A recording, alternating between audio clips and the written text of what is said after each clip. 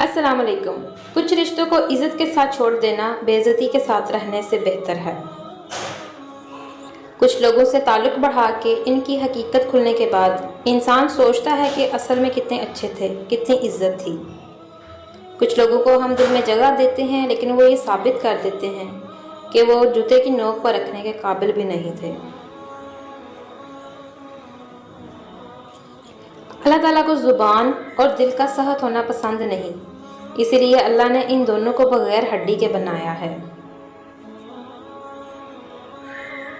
अखबार की झूठी खबरें इंसान खरीद कर पढ़ता है और कुरान की सच्ची खबरें मुफ्त में भी नहीं पढ़ता।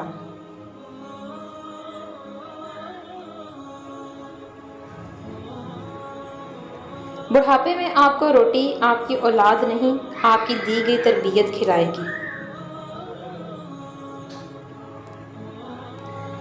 दूसरों को गिराने के चक्कर में लोग आखिरकार खुद ही गिर जाते हैं, लेकिन सबक फिर भी हासिल नहीं करते।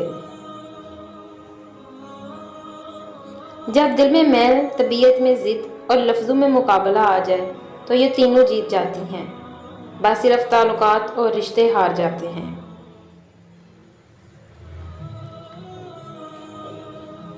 सजदों में गिरने से पहले इन लोगों को गले लगाएं जो आपकी वजह से अजियत में हैं, क्योंकि दिल आज़ारी माफ़ नहीं होती।